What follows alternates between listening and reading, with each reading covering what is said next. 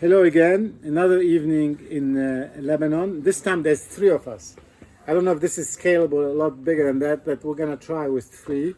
It's myself, Nasri again, who's been on the screen before, and our really good friend Mark, who's another wine aficionado. Even though we are in Lebanon, we decided we're gonna have a Rhone evening. As you know, it's an area that has been really fascinating to me personally lately, and I've got some stuff here that I figured why not change from the Lebanese wine for once and see what we have. So, Rhone evening with a lot of food. You're catching us at the tail end of the evening, so the bottles are pretty empty, but we're going to make some comments on them. One was a Janasse Chateauneuf du Vielles 2006 by the Sabon family. And the second one is a Chapoutier Hermitage Monnier de la Sizeranne 2010. Of course, the Hermitage 2010 year especially was really just a giant wine. So that came second, and we started with the Chateauneuf. We started the evening with the Chateauneuf. I've had this bottle before, so I knew it was going to be very fine, very subtle, as we've discussed before in some of the really old Chateauneuf du Pape that are mostly Grenache based. This is close to 100% Grenache, and it's very old vines.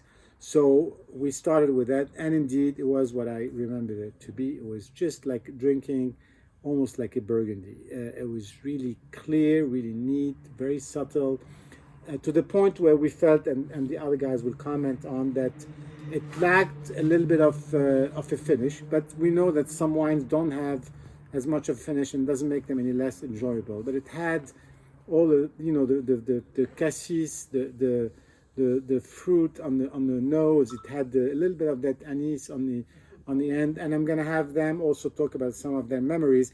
The bottle is empty, so we're not gonna be able to show you. I have a little bit left in my glass, but these guys have some memories. We're gonna do a bilingual video again. So Nasri, what did you think of the Janasse? Extraordinaire le Janasse, tout en séduction et en finesse. Un nez de fruits rouges, mais également j'ai trouvé peut-être comme des fruits jaunes de pêche et d'abricots. Et au goût du coin, du cassis aussi, oui.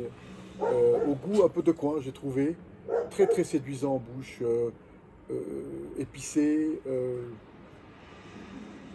remplissant bien la bouche, avec une toute petite déception sur la longueur en bouche en fait. Dès qu'on l'avale, il s'évanouit un tout petit peu, mais quand il est en bouche, c'est un plaisir extraordinaire.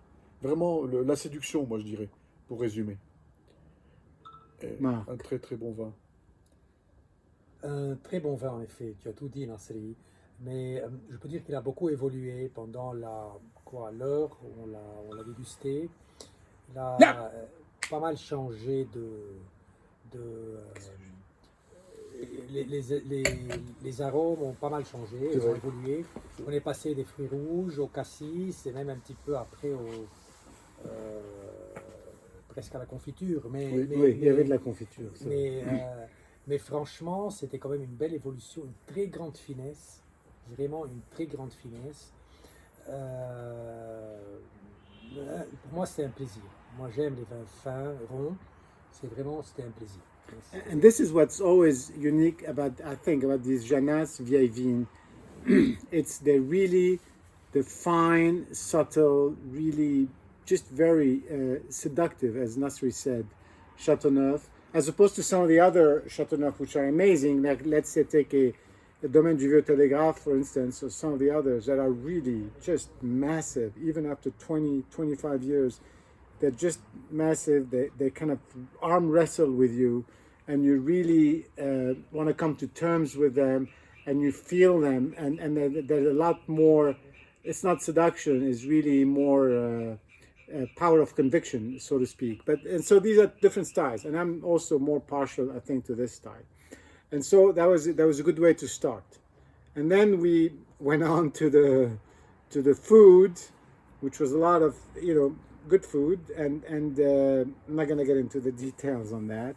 And we moved on to the Hermitage, which was if Nasri said this was seductive, the other one was really, let's say, forceful.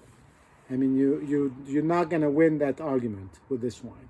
It's really right out of the bottle. It was just, and I still have some here, and we can talk about the nose a little bit. It's very, we all use the same word, animal, animal. It's just got this mix of gaminess and earthiness and maybe a little bit of smoke that is not really trying to get on your good graces, through seduction, but it's just saying, I'm here and you're going to have to reckon with me. And then so let's talk about the nose a little bit. Qu'est-ce que vous en pensez? C'est exactement ce que tu as dit, un côté fumé très présent, un côté animal, oui.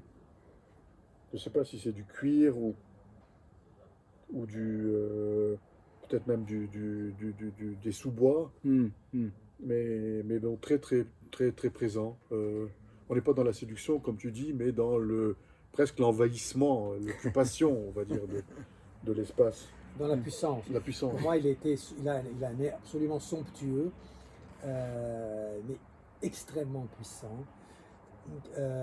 Quand vous dites animal, pour moi l'animal c'est plus un peu le gras. Non. Il est moins. Il y a un peu de gras. Peu. C'est-à-dire que je trouve qu'il y a peut-être du cuir, mais pas le côté animal intestin que tu vois parfois sur certains vins, notamment parfois des vins de Rhône, parfois même des Bordeaux. Oui, le Chateauneuf par exemple. Voilà. Donc là, il n'y a pas ça, qui peut parfois être gênant quand il est trop fort. Non, là, il n'y a pas ce côté. Il est extrêmement puissant. Il est, je dirais, moins en gamme. C'est-à-dire qu'il est moins... il est plus focus, moins plus concentré. Moins fin que le précédent, que le Janasse. Mais bon, c'est la puissance. Il est présent, il est là, il est fort. C'est un vin masculin. Oui, mais l'autre n'est pas féminin non plus. L'autre est plus féminin. Oui, oui. Quite a contrast. I mean, this is also goes back to, okay, we say we're going to have a Rhône evening, but Rhône this is an example of how different two wines from the Rhône. They're probably not very far apart. I don't know, maybe not even 100 kilometers. It's not a big area. I mean, it's big because it's long, and you can see it on the map. But France is not a big country. Maybe there's 100 kilometers between these two domains, depending on where they are. One is in the south of the Rhône, the other one is in the north. One is the Syrah, 100% Syrah, the Hermitage, and we all know Chapoutier and all the different wines they make. And another one is primarily Grenache, primarily. But the difference in these wines is just incredible. And they're both really, really good. And you don't want to be in a position where you have to choose, oh, no, I like this one better than that one. There's one for each purpose, for each time of the meal, for each meal maybe you're having, for each dish, and it's just perfect to start with one. And so that worked out really, really well for us. We almost finished the Janasse without even noticing because we were just talking about it and commenting, and that's why we don't have any left to taste with you now. But it just goes very nicely, and then after the fact, you just sort of wonder about how just kind of elegant it was. And then the other one, from the minute you open it and you keep throughout the evening, it's been open for, 5 hours now. It's still developing and flexing its muscles, and it's just a wonderful wine. I mean, I've had some Hermitage that was maybe a little bit more subdued, but this one absolutely not. So that was just very interesting.